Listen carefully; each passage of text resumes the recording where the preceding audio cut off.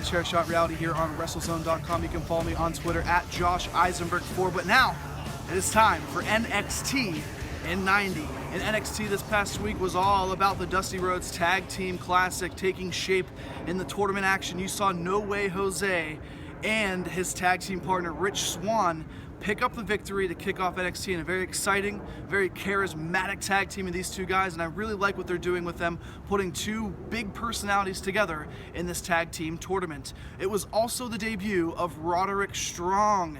Yes, Roderick Strong, the 13-year veteran from Ring of Honor, teaming with Austin Aries. They picked up victories, and they move on to the next round as well. I love the essence between those two guys and the charisma, chemistry, putting it all together. Something exciting is going to happen. It ended with Shinsuke Nakamura trying to call out Samoa Joe, but the flamboyant Patrick Clark got involved.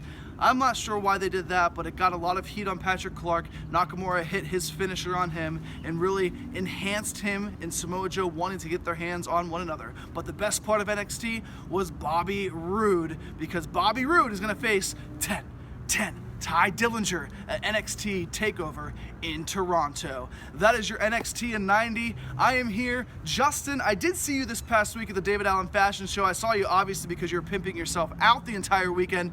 But I gotta say, I saw what you wore, and what I saw that you wore says one thing to me. You just made the list!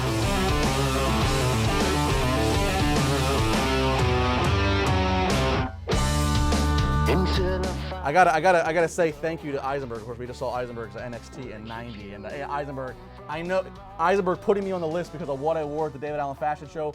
You are jealous, Eisenberg. You should have seen this guy. I can smell the jealousy from Florida. You should have seen this guy. guy. The jealousy from Florida, and him down there saying I'm on the list. I think he was just jealous because he wasn't involved in the fashion show. I mean, I had a great time. You know, he puts on a fashion show every day in Florida. I hate to admit it, I marked out with you, but you know, I'll give and it the to pictures don't lie. Look give at the it to picture. you. Let's put the This is on your Look Twitter? at the picture. Oh Look no, at the put it down. picture. Take it down, please. All right, well, let's talk about Chris Jericho and the list. Renell, we can all agree the list is over. Yes. It's over like Rover.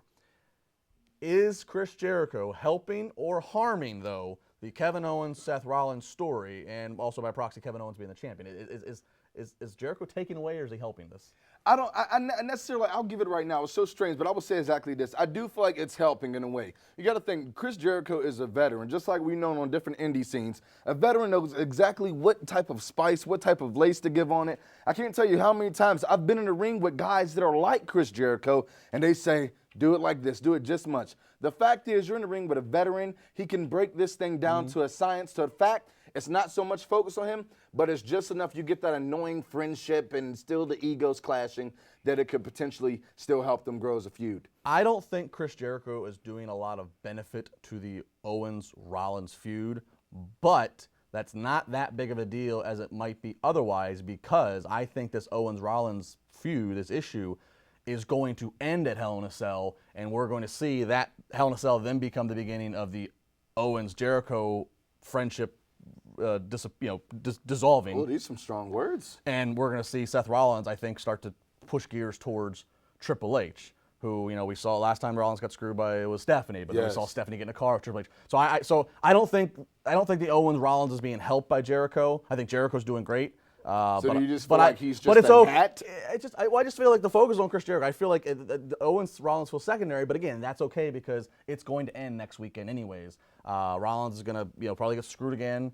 And Triple H finds his way into the cell somehow, I don't know. But Rollins goes this direction, and Chris Jericho goes this direction with I mean, imagine Chris Jericho and Kevin Owens at Survivor Series in Toronto, two Canadians, and then because they're not going to be the number one match because you're going to have Goldberg Lesnar. So that's a great title match. That's great. It'll be one a nice title match. previous one to build up to the Goldberg. Yes. So it's the thing. Jericho, he's not helping that story, but man, is he positioning himself to have another great babyface run? I think honestly right now Chris is doing just enough, but at the same time he knows exactly what to do so people don't forget about him. I mean, there's only a certain amount of times you can leave, come back until people get sick of you. I feel like right now he's doing just exactly what he needs to do to stay right in the same focus that he's in. We continue to do exactly what we need to do to entertain you and be your number one procrastination tool on the internet behind, well, you know what. You can follow The Rev on Twitter. You can follow me at Justin LeBar. Of course, you can follow at Josh Eisenberg4. Josh and I finishing off the main event of the weekend as we are going to talk about Charlotte and Sasha, Cruiserweight division.